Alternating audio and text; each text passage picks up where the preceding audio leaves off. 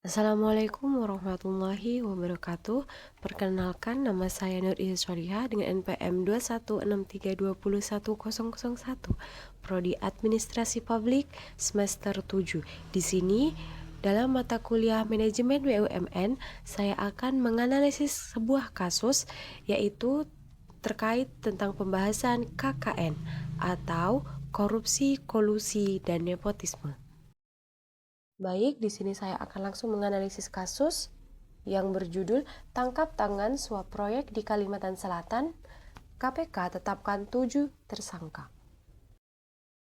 Latar belakang kasus, pada tanggal 6 Oktober 2024, Komisi Pemberantasan Korupsi atau KPK melakukan operasi tangkap tangan di Kalimantan Selatan yang mengakibatkan penetapan 7 orang sebagai tersangka dan melibatkan Gubernur Kalimantan Selatan yaitu Syahbirin Nur dan 6 tersangka lainnya.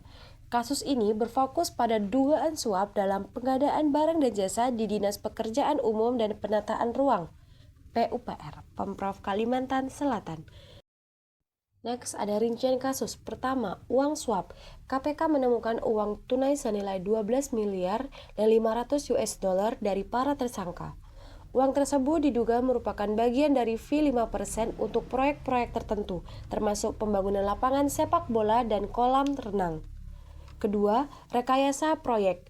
Terdapat bukti bahwa proses pengadaan barang dan jasa telah direkayasa untuk memfavoritkan pihak-pihak tertentu, yaitu Sugeng Wahyudi dan Andi Susanto sebagai penyedia proyek. Ketiga, tersangka. Selain Gubernur Syahbirin Nur, tersangka lainnya termasuk Kepala Dinas PUPR Ahmad Solhan, pejabat pembuat komitmen Yulianti Erlinah, serta beberapa pihak swasta lainnya. Solusi terkait kasus. Berikut beberapa solusi yang menurut saya cocok dalam menangani kasus ini.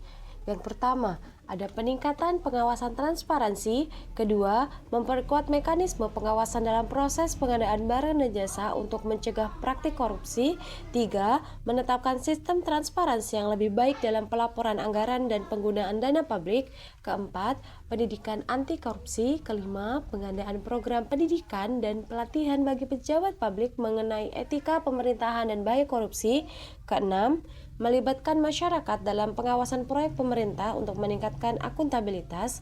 Ketujuh, memastikan bahwa semua pelaku korupsi dihukum sesuai dengan ketentuan hukum yang berlaku tanpa pandang bulu. Dan yang terakhir, mendorong penggunaan status justice collaboration bagi pelaku yang bersedia memberikan informasi tentang jaringan korupsi. Next adalah landasan hukum. Berikut adalah beberapa landasan hukum yang dipakai dalam menangani kasus ini. Yang pertama, kasus ini dijerat dengan beberapa pasal dalam Undang-Undang Nomor 31 Tahun 1999 tentang Pemberantasan Tindak Pidana Korupsi yang telah diubah dengan Undang-Undang Nomor 20 Tahun 2001. Beberapa pasal yang relevan adalah pasal 12 huruf A atau B mengatur tentang penerimaan hadiah oleh penyelenggara negara. Pasal 11 mengatur tentang langgaran bagi penyelenggara negara untuk menerima hadiah atau janji. Pasal 55 ayat 1 ke 1 KUHP mengatur tentang keterlibatan dalam tindak pidana. Sekian analisis kasus yang saya lakukan. Jika ada salah kata, saya mohon maaf. Terima kasih.